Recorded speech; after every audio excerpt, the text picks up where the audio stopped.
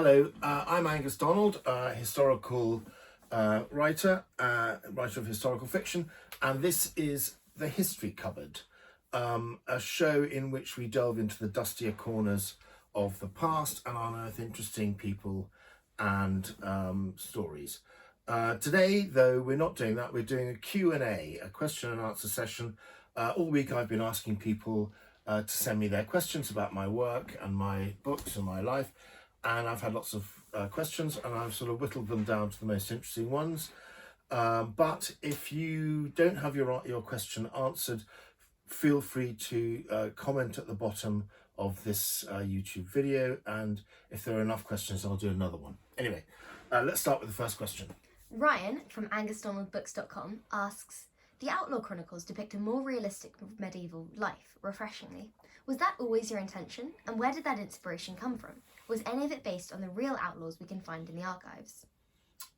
Yes,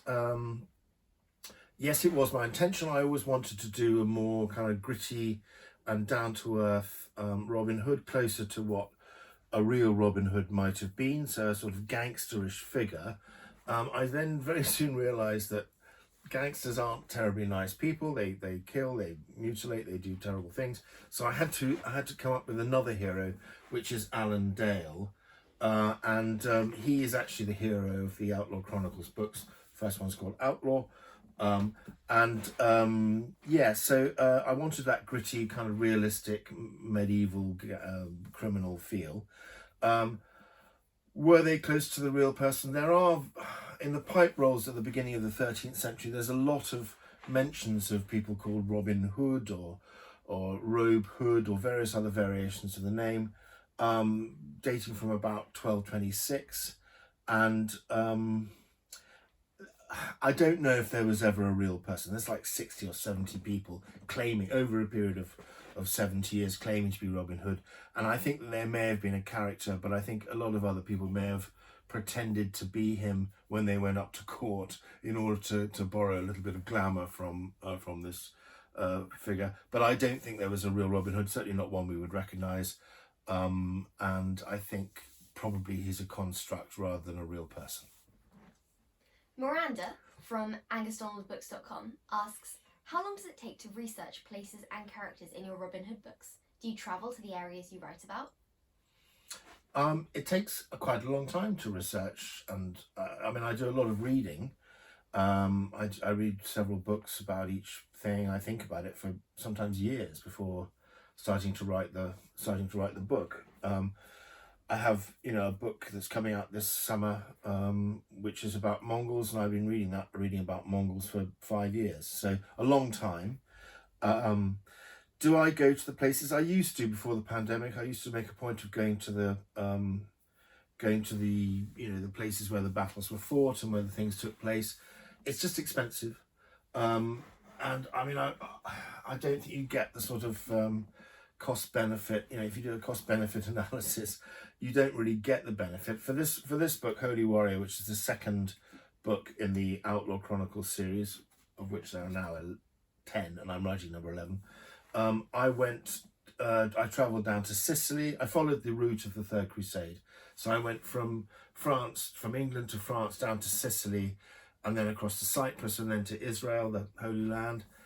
And I spent thousands of pounds on airfares and trains and hotels and restaurants and all that kind of thing.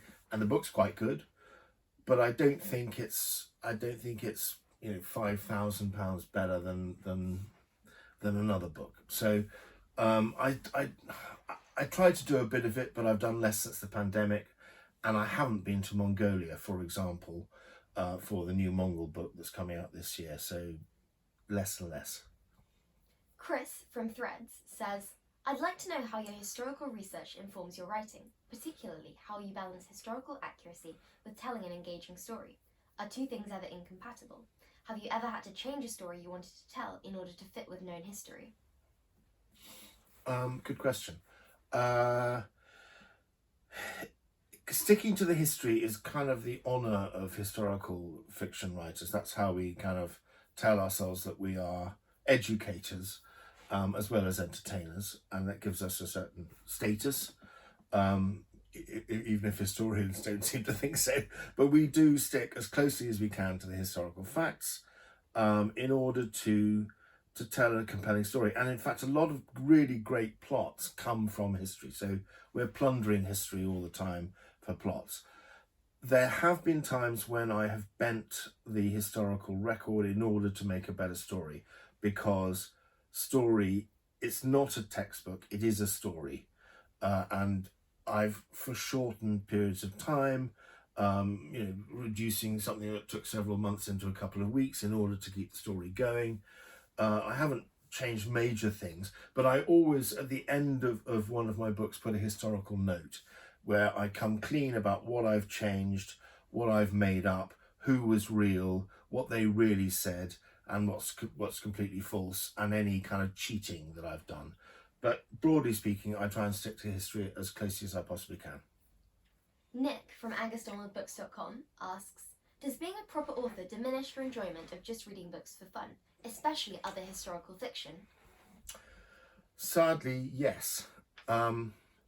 Bernard Cornwell put it best. He said, when I read other people's historical fiction, it's a busman's holiday. It's basically, it's visiting what you do for work in your leisure time. So I don't read as much historical fiction or even fiction of any kind as I used to when I was younger. When I was younger, I would read 3 books a week, hundreds of books a year. I was completely devoted to reading, and that's why I do what I do.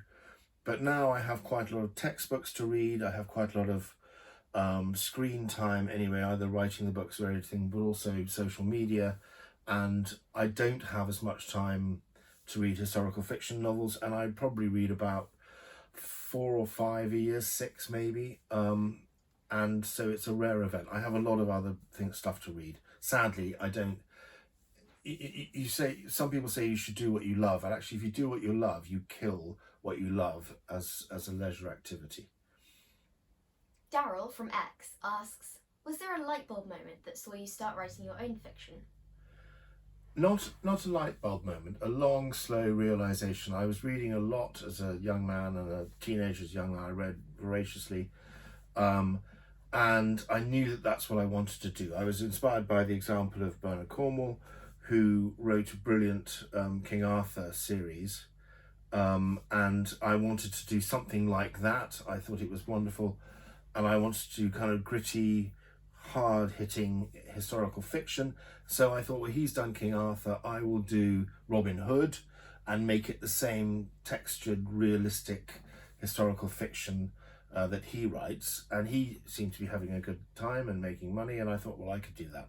So it wasn't a light bulb moment. It took several years, and it took me a long time to actually get round to writing it. I spent a long time working as a journalist, including a foreign correspondent and a war correspondent, before I could get to sitting down and actually writing my first novel, which happened in 2008. But since then, I'm doing something that I really enjoy. Vicky from X wants to know, do you have a favourite character? Do you make them act as you wish or according to their character? Is there any time you say, no, he would never do that, no matter if that's a problem for the story? I have a favourite character, and she is called Torfina, and she's a character from the Fireborn novels, which are a Viking series that start with The Last Berserker, and she is a very unhappy girl. She's a girl woman. She starts at about age 19 and grows up a bit over the course of the books, and she's very unhappy. She's very spiky, she's very rude, she's very aggressive, she's violent. She's also a lovely woman, and very loyal and loving and kind and self-sacrificing, but she kind of acts as if she's permanently got a hangover, which she hasn't, but she's just a very spiky, uncomfortable creature. I love her completely. I absolutely adore her. She dictates what she says and does. I don't really have any control over it. She's got to that stage, and I was very lucky to be able to give her a happy ending in the 5th and final book in the series. But I love her very much, and she has a life of her own, as all good characters do take on in fiction novels. Fiery Tenderness on Threads asks, how did you promote your books in the beginning and how do you do it now? Okay, thank you, Fiery. At the beginning, I got a deal with Little Brown and they offered me 2 years' salary at the Times to stop doing that and start writing historical fiction. And they did all the marketing. They put posters for the first book of the series, which was Outlaw. This was back in 2009, they published it. They put posters in the train stations, on tubes. They brewed a special beer and they sent it round to people. They did masses of other marketing. I went on book tours. They did pulled out all the stops, and it did very well. With the weight of Little Brown behind it, it sold, I don't know, 200,000 copies, something like that. It was a very successful book, and then they kind of stopped, which is how publishing works. They do a big push at the beginning, and then they kind of let you sink or swim on your own. And in the end, they published 8 novels of sort of diminishing sales over 8 years, and I've since done a couple more, and I'm writing the 11th one now, which is called Robin Hood and the Heretic Prince, and that'll be out in the spring. So how do I market it now? Social media, a lot of social media.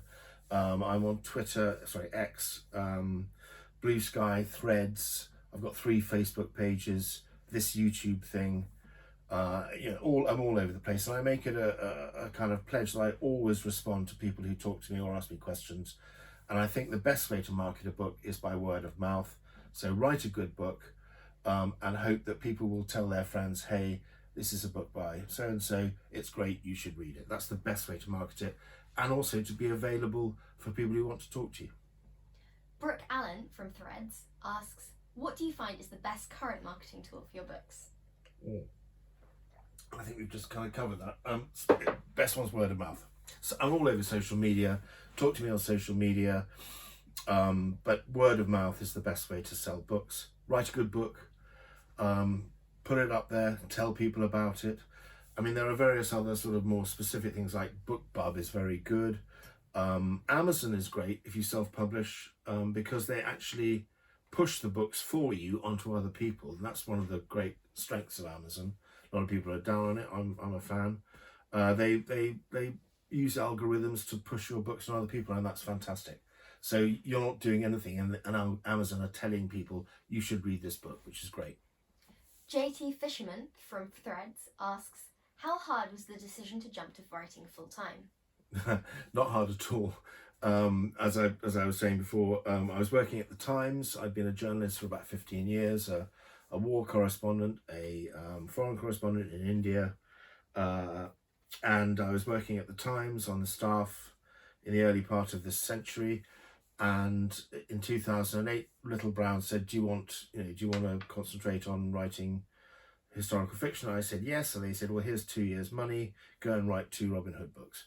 So to be honest, I bit their hand off, and I've been doing that pretty much ever since, and I'm very glad that I did. It wasn't a difficult decision. I was so bored at the Times, to be honest, no offence to people who still work there, and now I'm doing something that I absolutely love.